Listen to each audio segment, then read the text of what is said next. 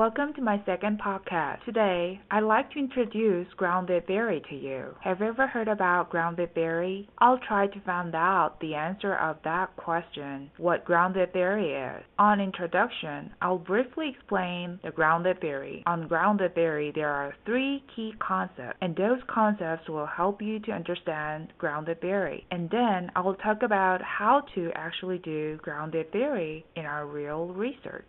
Okay, are you ready? Let's start. What is grounded theory? Strauss and Corbin define grounded theory as a general methodology for developing theory that is grounded in data, systematically gathered and analyzed. Let's talk about more detailed things of grounded theory. Mostly, grounded theory used in qualitative research. As you know, qualitative research is one of the research methodology. Qualitative research is the research represented by a researcher how he or she look at the phenomenon through their lenses. Grounded theory is general methodology, a way of thinking about and conceptualizing data. This gamut tells about how exactly grounded theory works. Let the informant speak and don't get in the way. Here is Dr. McMillan's explanation about the main purpose of grounded theory. She's the assistant professor of language and literacy, College of Education at Texas Tech University. One of the main purposes for doing grounded theory is to generate a theory, but that theory is in that one context that you have studied, and so that means it's subject to change. If another researcher comes along, and let's say I was doing a study on 7th grade girls in a particular school, and I generate a theory based on my interactions and observations and interviews with them, then if someone else was coming along and they were doing a study on 7th grade girls at a different school, they might build upon what I've just uncovered or constructed, but they are welcome to change that because it's going to be a little different in their context.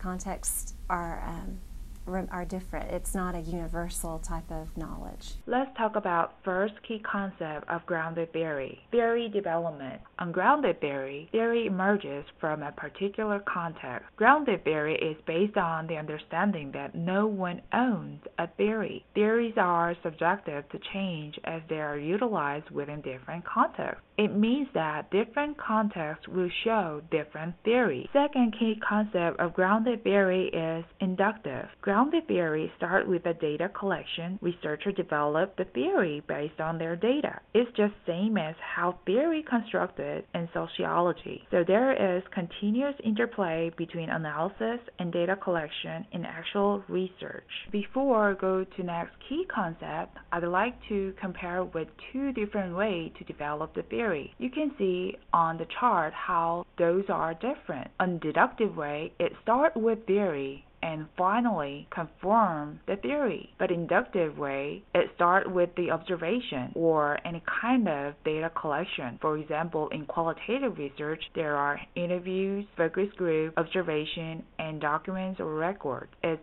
the way of the developing theory based on the data. Here is the last key concept of grounded theory, conceptual density. Dr. McMillan explains grounded theory as constant comparison methodology. And the constant comparison method means that as you collect your data, you analyze it, and everything is tentative.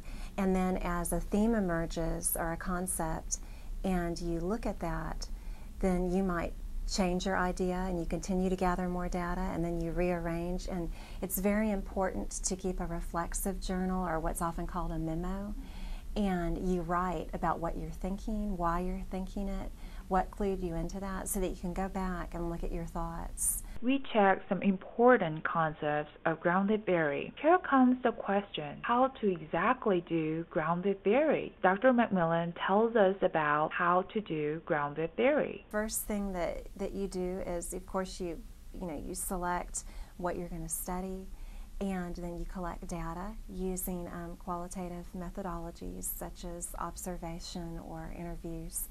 And then what you work with grounded theory is not raw data, but a concept. You take that data, and from that data very early on, like even before you do the interview, you're already kind of formulating ideas. You find emerging themes or concepts in it.